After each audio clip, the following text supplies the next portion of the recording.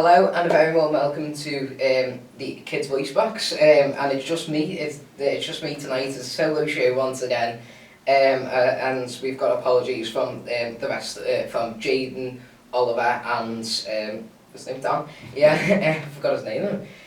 So obviously last weekend it was Respect Awareness Weekend. Obviously last week we did have the special show, talking about all respect, and it was a brilliant show.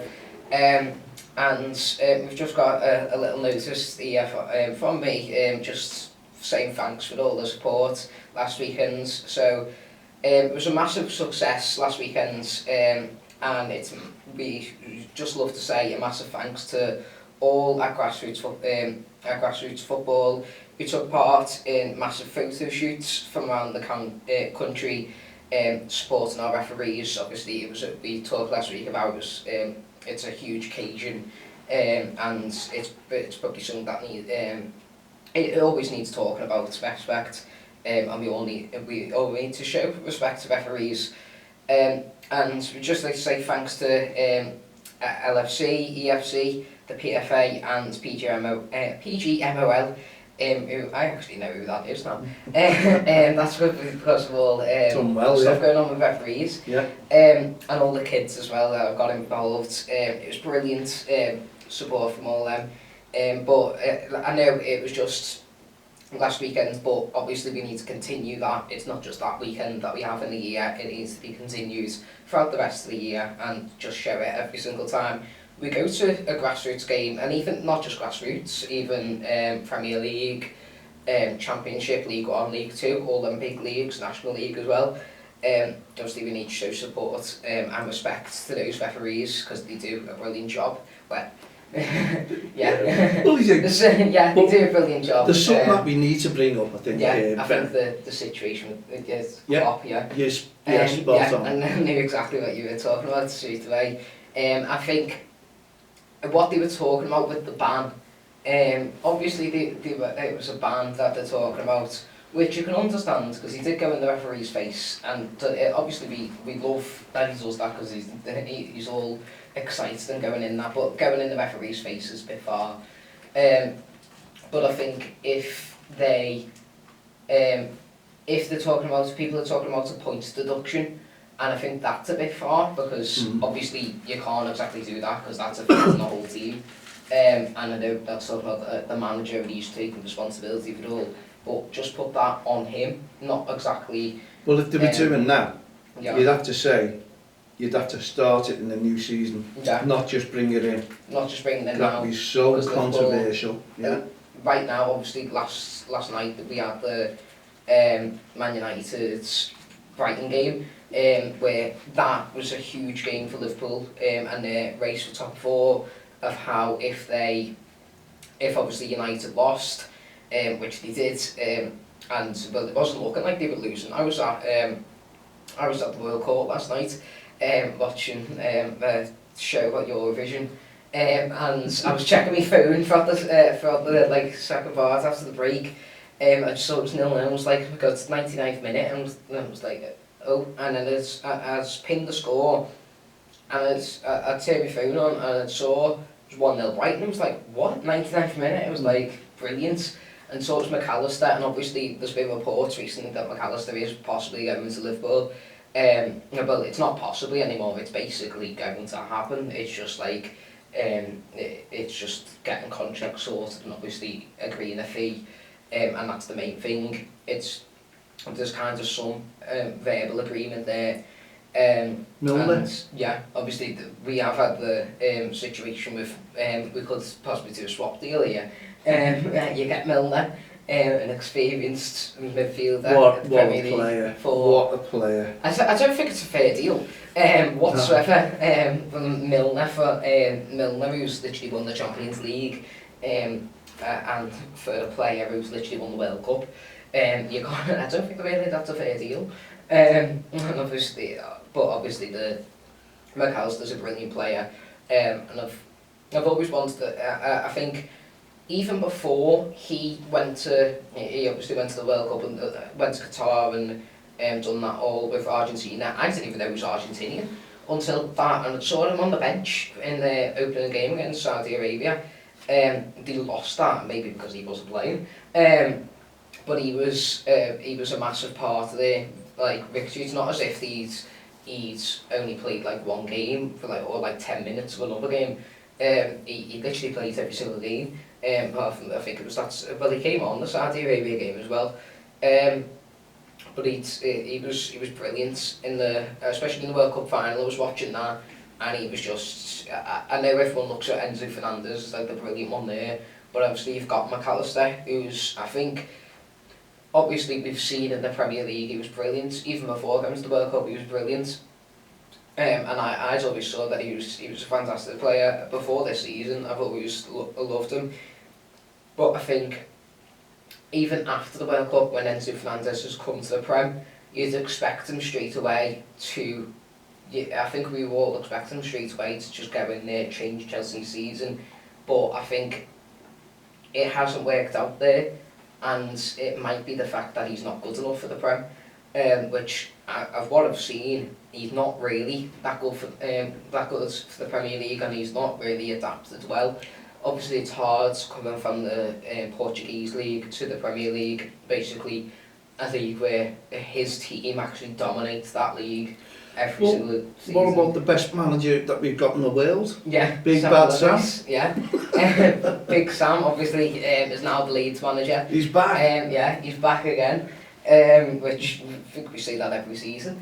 But he's been away from the Premier League for the past couple of years. And I'm just very surprised by that, because everyone's usually he's the one who everyone goes for. But with 4 games left and you sack your manager and your director of football leaves, which my opinion on that is that he needed to go. He spent I think it was around £2 billion, and it's not. He just wasted it. There was a story that came out about 2 months ago with a footballer who plays in the French league, who I think it was they bought him, but it didn't work out, and he might have been on loan or something, but they have to pay this fee that they apparently owe, which is 40 million, and he's put it in this deal, and it was when it saw that, was wasting 40 million on a player who didn't even play a single game for you, and has made no impact obviously on the team's performance in the league. And obviously I think that was the turning point of the season, where it was he needs to go. He was going at the end of the season anyway, because the 49ers were coming in, and I think that takeover was basically confirmed now. But with him going, and you've got no director of football, who's basically just in charge of everything in the club, and then you've got no manager, you need someone to sort it, and Big Sam comes in, and I think I was quite positive with it, but at first, but I think when I saw the stats of how he's only won 4 in his last 30 games, I was not happy. But I think... Well, he's better than Klopp. He's apparently better than Klopp. Yeah. And I don't know where Arteta comes into Arteta as well. I don't even know but I think you've annoyed Arsenal fans, City fans, Liverpool fans, and they are 3 fan bases who you really do not want to mess with. But I think you can deal with City. Everyone just deals with City. You can just sing. You'll never sing that you're champions of Europe. Then they'll shut up. Do you think he was comparing the top and the bottom? We were talking about this before, of how I think the reason why he was saying that he's on the same level as Guardiola is that he's the stuff that he's done, of how he keeps teams up. I think it's only once that he hasn't kept a team up, and that was West Brom. And Leeds were partly responsible for that, because they literally beat them 5-0. And that was during COVID as well. Leeds with no fans was brilliant. You probably should be better with fans. Pressure. I think it's because certain players can't cope with the pressure. I know Melier, when he was in, I think he was one of the best goalies in the league at that point during COVID. but now he's just awful. I think he's not the worst, because we've got Jordan Pickford to talk about, and who literally some of the no damn he is, yeah, no damn. Yeah, just rip into everyone. And now Pickford literally celebrating saving a penalty, which it was an awful pen, and you've got to put that all on Maddison. Obviously he does well to distract him, but it's not as if he's done research, but it's not as if he's the only one who does that. Every goalie does that. I know there's one person who can't save a pen at all, and that's Aaron Ramsdale. I've never seen him save a pen. Even, I think it's French goalies, they can't save pens, apart from Maignan, who actually is the actual, everyone calls him Maignan. It's not. It was like, people always make jokes about that, saying, like talking about Maignan, and then say, oh no, he plays in AC, he plays in Milan. But he can actually save pens, and he's good. But obviously Lloris, I've never seen him save a pen. Even when Harry Kane missed his, he didn't even save it, put it over the bar. A lot of people have been doing that recently, missing. Obviously we had Kane in the World Cup, Solly March in FA Cup, Salah twice, but didn't exactly put it over the bar, he put it wide.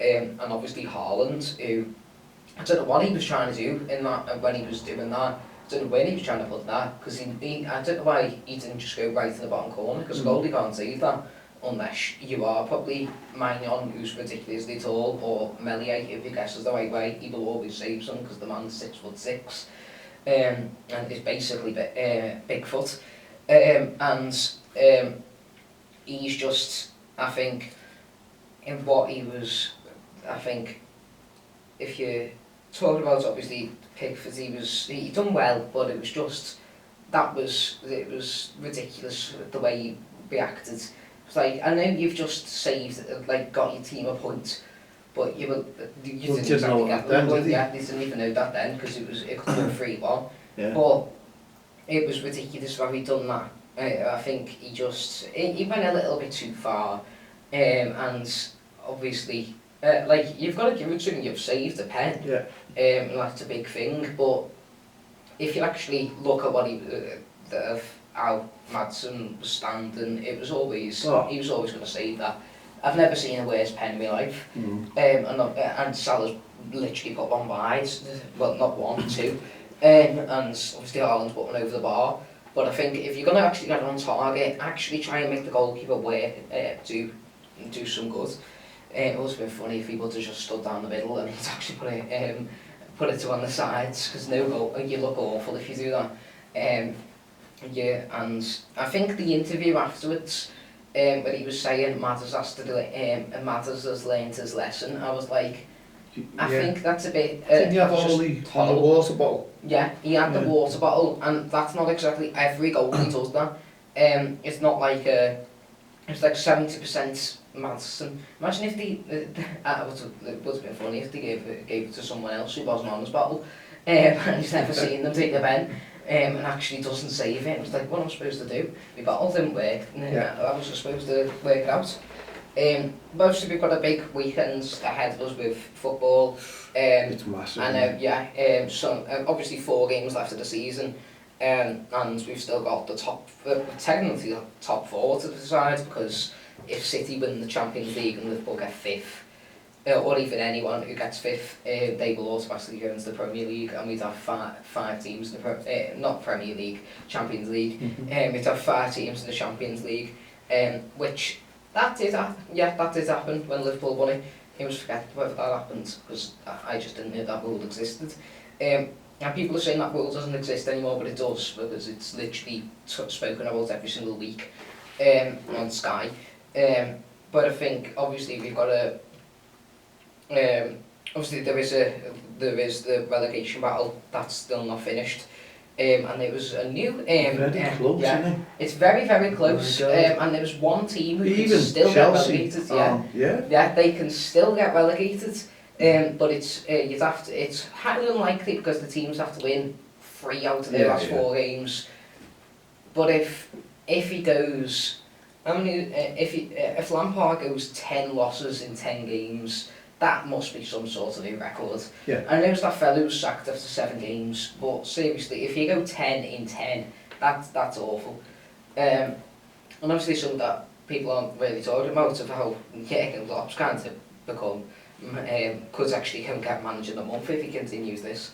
Literally hasn't lost in the last, literally hasn't, well, they've won five games in a row. How many City won? They've won? I think they're 5 in a row, but yeah.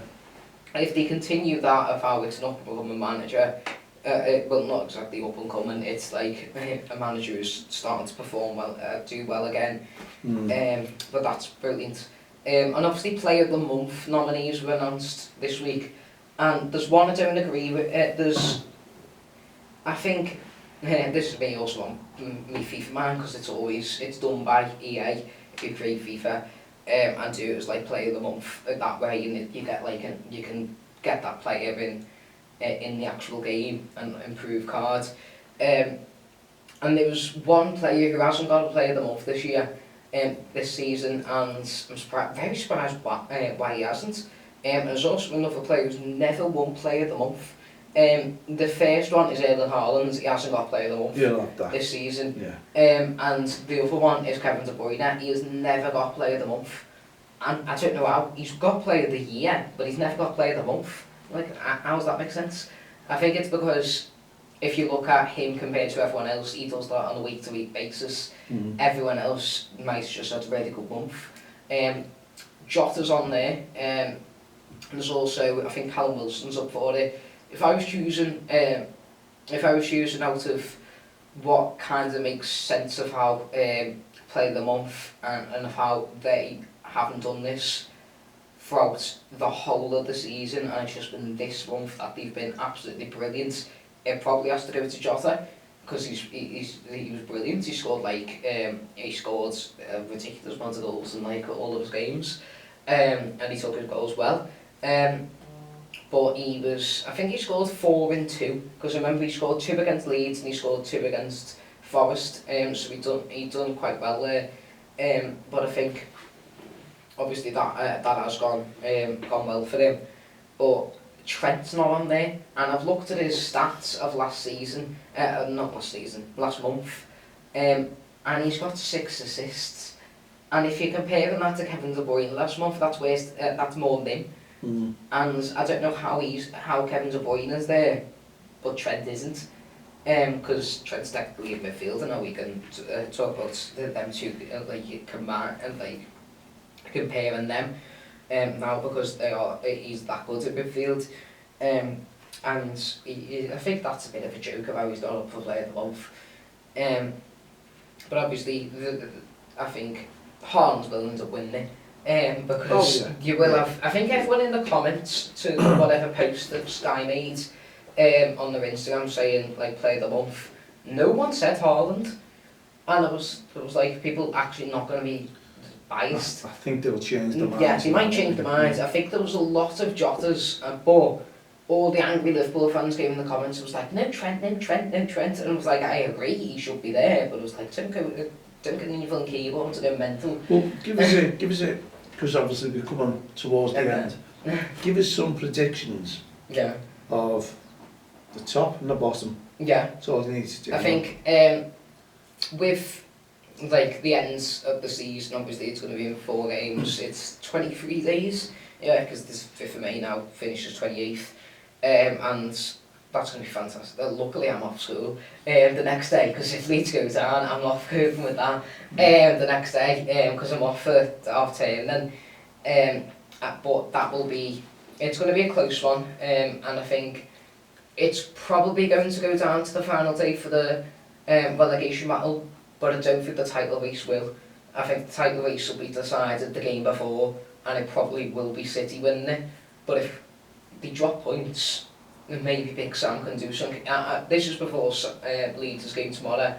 Here's when I'm hyping this all up and they're going to get smashed 8-0. But I think if Sam Allardyce can do it, and even a draw would help Arsenal out. But I think City, obviously they have to play the relegation sides as well. They've got Everton to play, and you never know, they could actually get results. And I think if City are to drop points and Arsenal win the rest of their games, they can win the league. But I think with the circumstances right now, I think I will go City winning it and Arsenal second. I think they'll drop to third because it's not even possible actually. Third will be Newcastle. I think they've kind of set the bar there of how they are better than Man United. And I think it will come down to the final day for the fourth place. It will be like last season, Tottenham and Arsenal. And I think it might come down to, obviously, whether United could actually handle the pressure, and whether Liverpool can actually win their game. Who've they actually got this game this season? I don't even know. I know Leeds have got Tottenham, yeah, so it's not to worry about there. Well, there is something to worry about, so I'm just like joking there, they can easily win that. I wish we would have had Chelsea last 4 games, because we'd actually win. Yeah, but they lift the games, don't they, against us? They're all different teams. But I think it could be, I'm saying Liverpool will finish 5th, because I don't want to go too far and say they will finish 4th, and United will finish 4th, but it'll be a close one. Relegation, I think it will be Southampton going down 20th, because they've just been not good enough this season. Ward-Prowse will go to Tottenham, I'll say, after that, because he suits Tottenham very well. And just they need someone for free kicks, because they're poor off them. 19th, I will probably say Forest, because I didn't see any good in that team. And the fact they bought 30 free players, that'll just come back at them, and that's a karma for buying all of them. And then I think 18th, it will be, I think it's between Leicester, Leeds and Everton. And I wish it'd be Everton, but I think, well, no. I think it will be Everton, yeah. I don't, I think they will, because I saw, out of what I saw recently, I just don't see them being good enough. Because Calvert-Lewin, if you've seen his missed chance, I'm not even joking, it's ridiculous. Yeah. It's worse than Bamford's, because he's literally in front of goal. Bamford's kind of has to kill that, because he's behind the ball. Well, he's in front of the ball. He's in front of the ball, coming in, and the ball's behind him, and he's got to try and curl it in, and it's quite hard for that. But I think Calvert-Lewin's is just awful. He's in front of goal. He should be putting that in. And it's ridiculous. So I will actually say Everton 18th and Leeds might, I want to say 16th, yeah, because I think we can get above Leicester, and Leicester will just survive. It'd be brilliant to see Leicester go down. No offence to Leicester fans, but the story for the Premier League is actually just brilliant for the Premier League. A team who literally won the league 7 years ago, yeah, 7 years ago, and then so obviously now they'll get relegated, and that'd be brilliant. But I think it's got to be Everton going down. Be very good as well. Well, let's see. Yeah. What Ben's predictions will bring. Let's get this all wrong. Do you want to finish the show up, Ben? So that's it for this week. I'll probably be back next week once again. And hopefully it's not just me next week. Don't forget Wayne's red car, by the way. Oh yeah, I forgot about that. Another red car for Wayne. And the only one to do it this week, he's only got one. And it's been a lovely show once again, talking about football, and I'm very excited for all the results this weekend and just watching football. And obviously, don't forget there is loads of games on Monday as well because of bank holiday, and obviously enjoy the grassroots games as well. So that's it from me, Ben. Just one thing. Oh yeah. Club DXCL under 7s in their first final of 3 weeks tomorrow. It'll be good. Good luck to them. Yeah. So that's it. And it is goodbye from me. And it's goodbye from me, and I'll see you tomorrow at 7. Have a great night. Good night, God bless.